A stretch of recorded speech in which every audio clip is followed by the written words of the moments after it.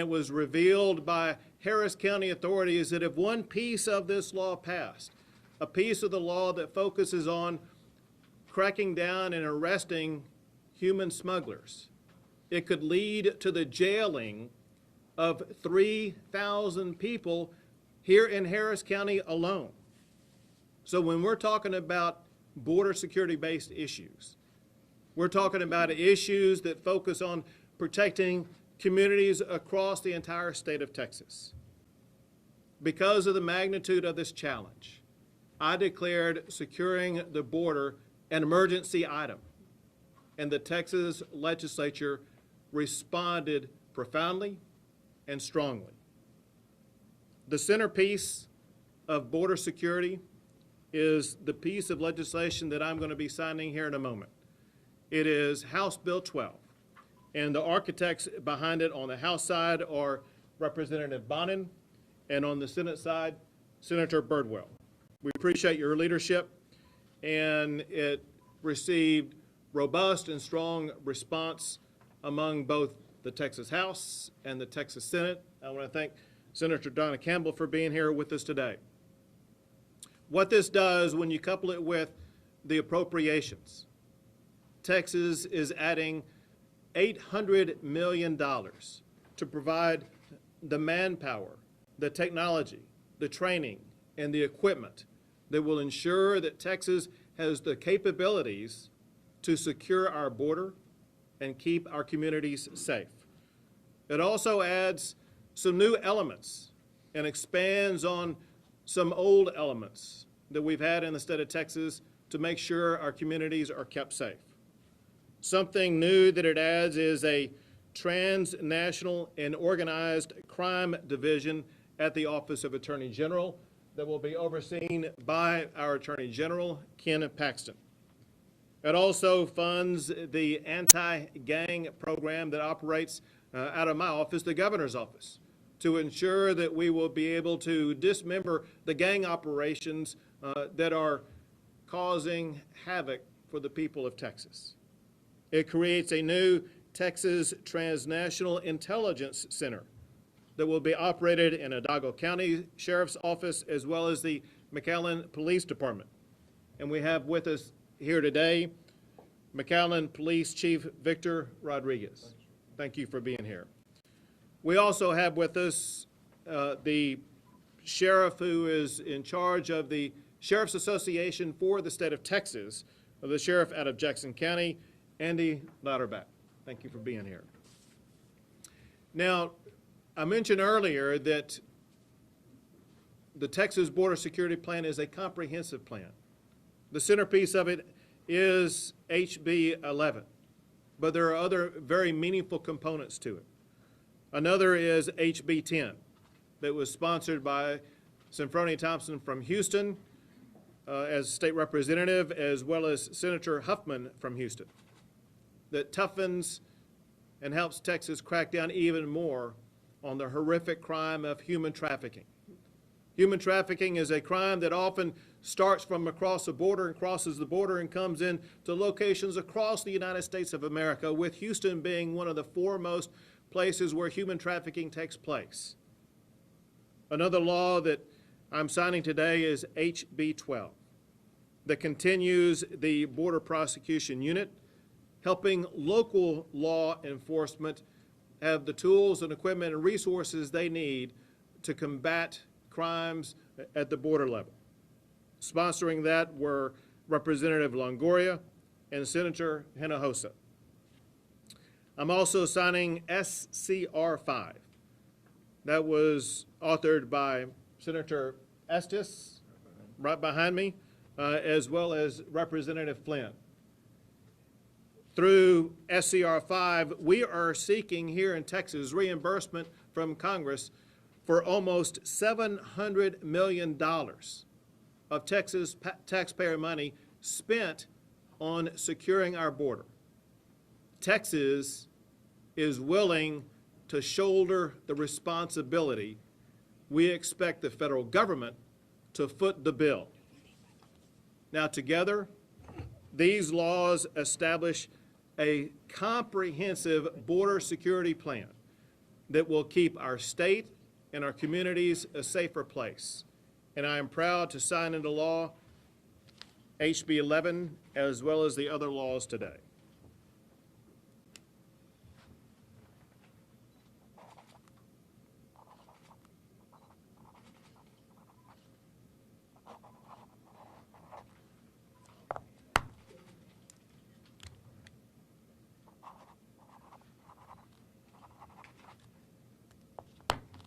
Representative Bonin. Thank you very much. Thank you. Senator Birdwell. Governor, thank you, sir. Thank you. Thank you. Texas is now a safer place.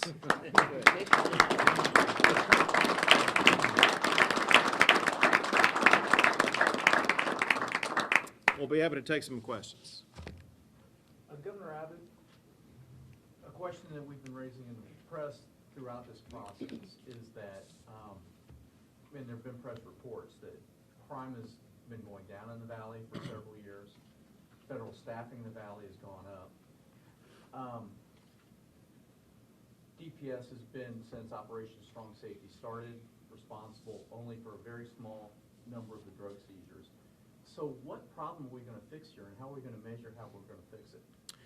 Well, as I noted earlier, if with the implementation of this Anti-Smuggling Act, it will arrest and jail about 3,000 people in Harris County alone, but more prolific than that. According to Jay Johnson, who spoke here in Houston, Texas yesterday, we're still seeing more than 25,000 people come across the border illegally every month. If you add that together, that means that more than the size of Waco and Lubbock combined are coming across the border illegally. So there remains a huge prolific problem.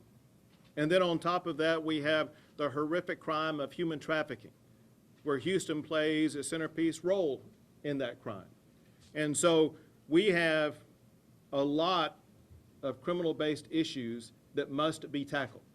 We appreciate the federal government and the Department of Homeland Security for the efforts that they are lending in this regard.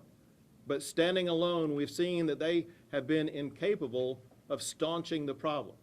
So Texas is going to step up and ensure that we do a better job of securing our border and keeping our community safe. Governor, banning sanctuary cities and repealing in-state tuition for undocumented immigrants were also very hot-button issues. Are you disappointed they never made it to your desk? Those are issues that the issues exist in the first place because we have a failed federal government that has refused to address the issues to tackle those problems. Those are national federal-based issues that we demand the United States federal government address and solve. Texas is doing what it can do by passing this border security plan to try to make the state a safer place. Governor, Patty Estrada, Mexican correspondent too, and working for Semana News, Spanish newspaper. It's Mexico, the government, federal government is doing their part to prevent criminals come to the United States. That is my first question. And the second one is we have a midterm election that Sunday. And Nuevo León, the state, where our neighbors, they elect a governor with no party. It's independent candidate. Do you have any opinion about that? First, with regard to the election, I have no opinion. Okay. Second, one of the problems that Texas experienced last year when we had the unprecedented flow of more than 1,000 people a day coming across the border from places like Central America was the fact that Mexico was allowing them to come through Mexico to our border. Since that time, working with the federal government, Mexico has increased its efforts to staunch the flow of people crossing its southern border. And so that is one of the reasons why there has been a reduction in the number of people crossing the border illegally. However, when you see that we still have more than 25,000 people a month coming across the border, you see the challenges are still great. In fact, last month alone, almost 4,000 unaccompanied minors came across the Texas border. So it shows the problem still exists, still must be addressed, and the border security plan that I've signed into law today will help address those challenges. Governor Abbott, are you going to sign House Bill 1690, the bill that would move the control investigation rangers? And are you concerned that that can create a conflict because DPS, which is getting much larger, won't be able to investigate itself? Sure. Today, I have signed the border security comprehensive laws. I will await till tomorrow and future days with regard to signing other laws. When you're gonna sign the House Bill 910 for the open, carry gun? I'll get to that in all due course. What about the Last people question here. what about the people that are already here, that might qualify under DACA or DACA?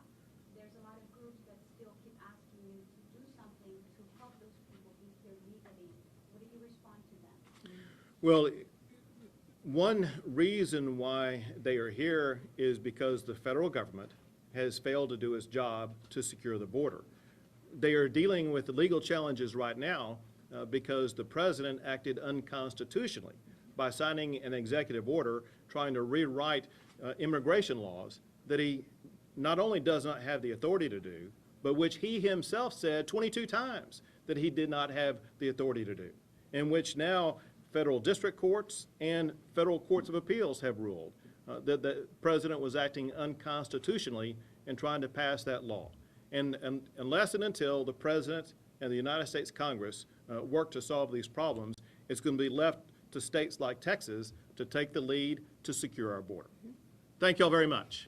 Well done, gentlemen. Thank you, sir.